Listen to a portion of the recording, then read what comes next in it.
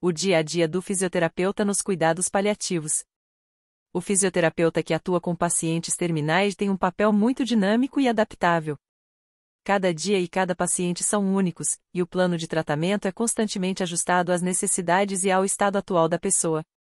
A comunicação com a equipe multidisciplinar e com a família é constante. Aqui estão as principais áreas de atuação e como elas se manifestam no dia a dia. Manejo da falta de ar, dispneia, e secreções. O que fazem? A falta de ar é um sintoma muito angustiante para pacientes com diversas doenças terminais, câncer, doenças cardíacas, pulmonares, neurológicas.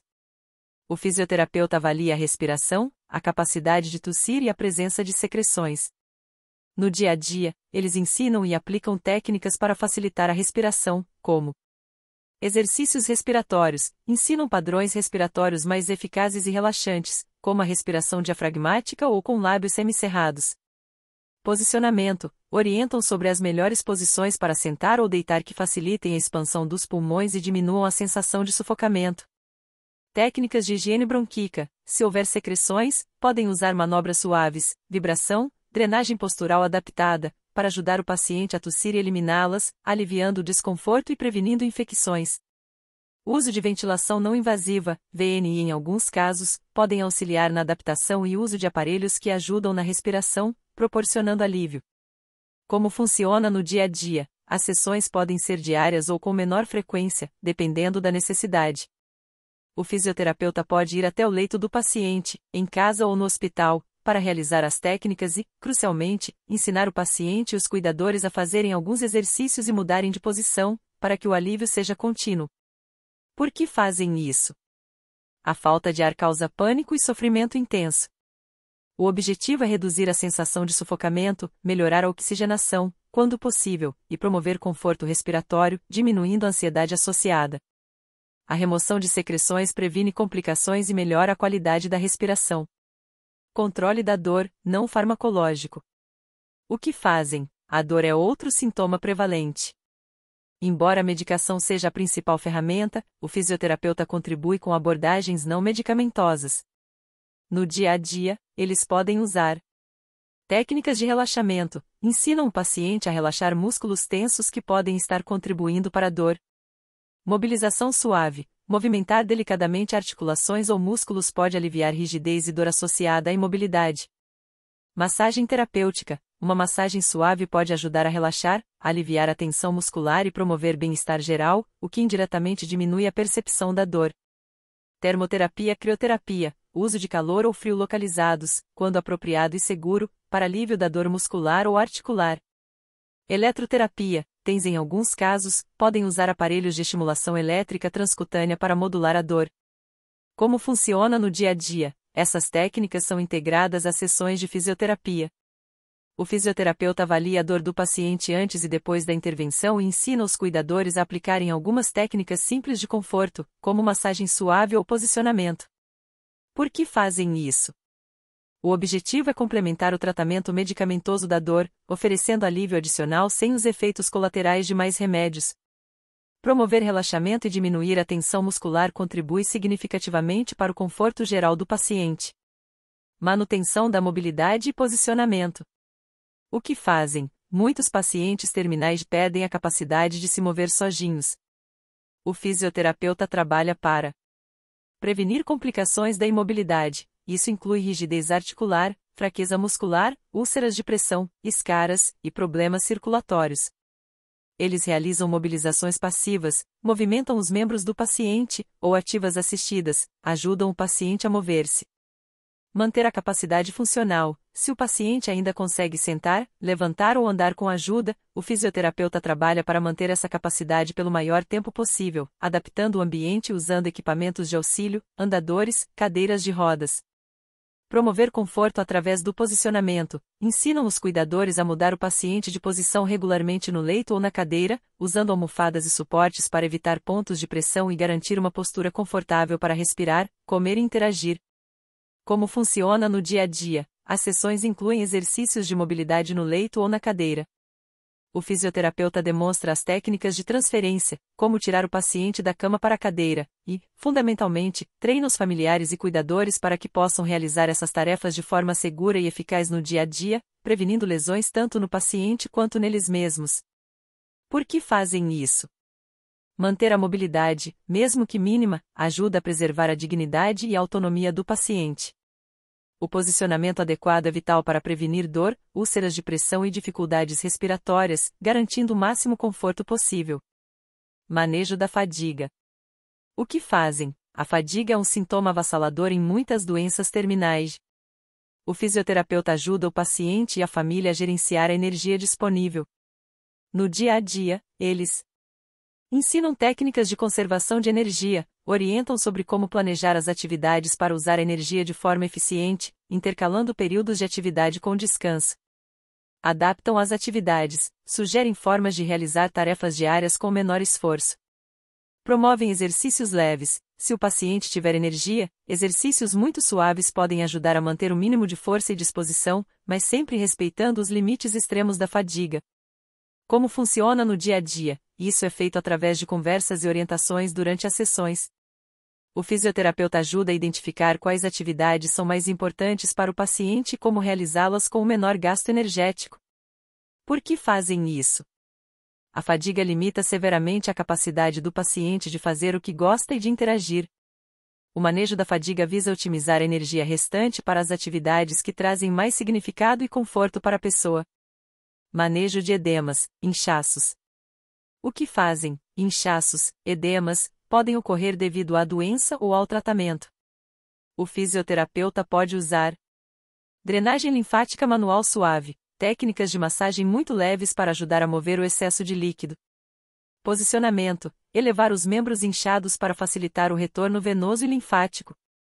Compressão suave, em alguns casos, podem orientar o uso de meias ou bandagens de compressão adaptadas.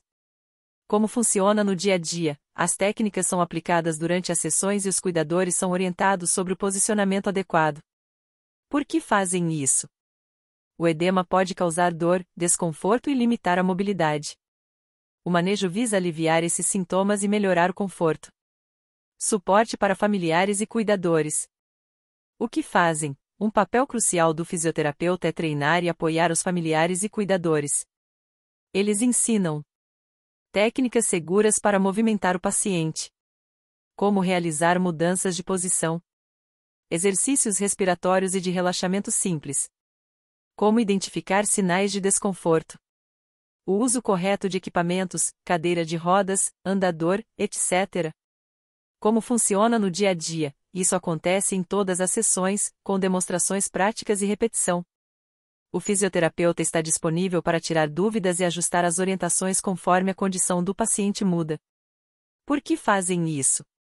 Os cuidadores são essenciais no dia a dia do paciente.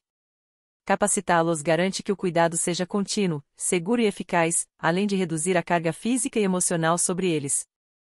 Em resumo, o dia a dia do fisioterapeuta nos cuidados paliativos é focado em avaliar constantemente as necessidades do paciente, aplicar técnicas que promovam conforto e alívio de sintomas, dor, falta de ar, fadiga, inchaço, manter a funcionalidade e a mobilidade pelo maior tempo possível e, fundamentalmente, educar e apoiar os familiares e cuidadores. É um trabalho de muita sensibilidade, adaptação e colaboração, sempre com o objetivo de garantir a melhor qualidade de vida possível na fase final da jornada. Entendendo o paciente terminal, a morte e o luto, um estudo didático. Para começar, é fundamental saber quem é o paciente terminal. Essa é a pessoa para quem as possibilidades de cura ou de recuperação significativa da saúde se esgotaram. Um critério comum usado para identificar essa condição é ter uma expectativa de vida avaliada em 6 meses ou menos. Por que essa definição é importante? Porque ela muda o foco do cuidado. Quando a cura não é mais o objetivo principal, a atenção se volta para o conforto, a qualidade de vida e o bem-estar integral da pessoa e de sua família. É aqui que entram os cuidados paliativos. O que são cuidados paliativos e por que são essenciais?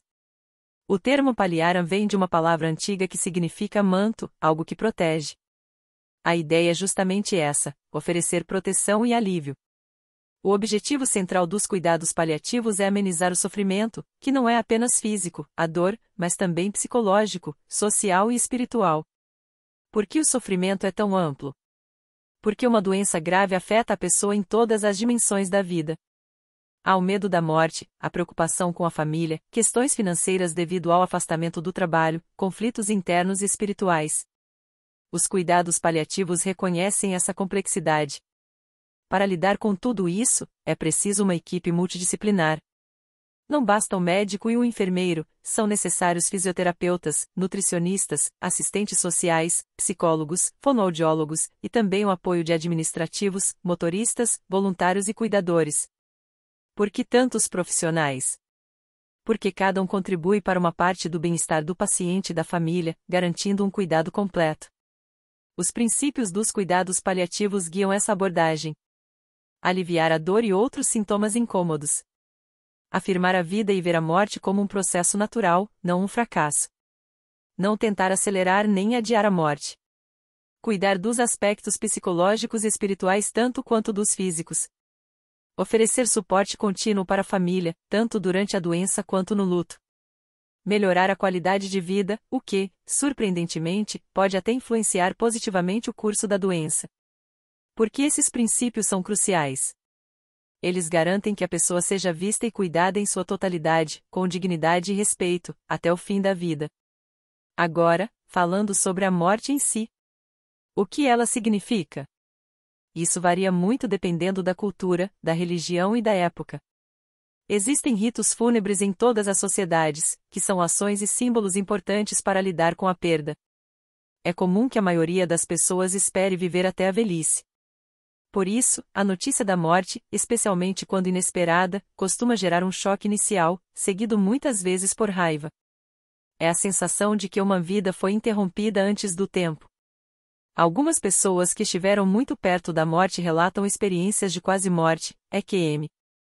Descrevem sensações como flutuar fora do corpo, ver uma luz brilhante ou passar por um túnel.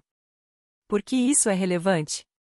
Porque quem passa por uma EQM frequentemente volta transformado, mais solidário, menos apegado a bens materiais e, notavelmente, sem o medo da morte. Falando em medo, quais são os medos mais comuns associados ao morrer? Angústia da separação, o medo de deixar as pessoas amadas e tudo o que se conhece. Medo existencial, preocupações com o que acontecerá com o corpo, ser enterrado, cremado. Medo da doença e da morte. Curiosamente, o processo de adoecer e morrer muitas vezes causa mais sofrimento do que a ideia da morte em si. A forma como encaramos a morte pode ser influenciada pela lembrança de como alguém próximo morreu. Medo da dor, o receio de sofrer fisicamente.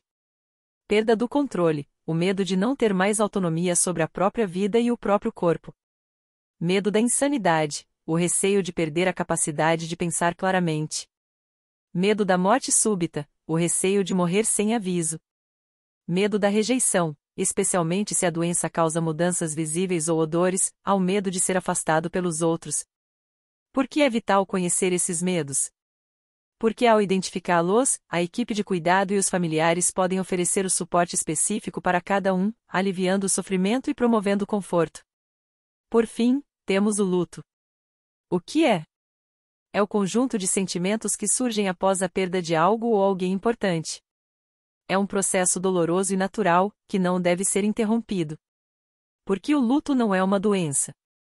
Porque é uma reação esperada e saudável à perda. Só se torna algo a ser tratado, luto patológico, se for extremamente intenso, prolongado e causar danos significativos à saúde física ou mental. Um modelo conhecido para entender as reações no luto é o das fases de Elizabeth Kubler-Ross. Lembre-se que as pessoas podem não passar por todas elas, nem na mesma ordem, e podem ir e voltar entre as fases. Elas são mais como reações comuns que podem surgir. Negação é a dificuldade inicial em aceitar a realidade da perda. Por que acontece? É um choque, uma forma de se proteger da dor avassaladora.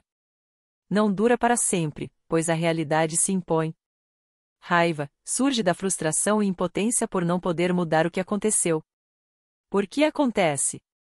É uma reação à irreversibilidade da perda, e a raiva pode ser direcionada a si mesmo, aos outros, ou até mesmo à pessoa que se foi. Negociação uma tentativa, geralmente breve, de fazer acordos com forças superiores, por exemplo, para reverter ou adiar a perda. Por que acontece? É um esforço para recuperar algum controle ou esperança, mesmo que irracional. Depressão, uma tristeza profunda e a plena consciência da ausência. Leva ao isolamento e à sensação de vazio. Por que acontece? É a fase em que a realidade da perda se instala com toda a sua força emocional. Aceitação, não é estar feliz, mas sim aceitar a nova realidade e aprender a viver sem a presença física da pessoa. Por que acontece? É o início da reorganização da vida, onde a energia emocional começa a ser reinvestida em novas experiências e na continuidade da própria vida. Existe também o luto negado, que é mais comum em perdas inesperadas, onde a pessoa tem dificuldade em iniciar o processo. Quando podemos dizer que o processo de luto chegou a um ponto de integração? Não é que ele termine completamente, mas chega um momento em que a necessidade de focar intensamente na pessoa que se foi diminui. A pessoa enlutada consegue reinvestir suas emoções na vida, mostrando interesse e esperança no futuro. Este estudo didático buscou apresentar os conceitos essenciais sobre o paciente terminal, os cuidados paliativos, a morte e o luto, explicando o porquê de cada ponto ser relevante para a compreensão desse tema tão humano e complexo.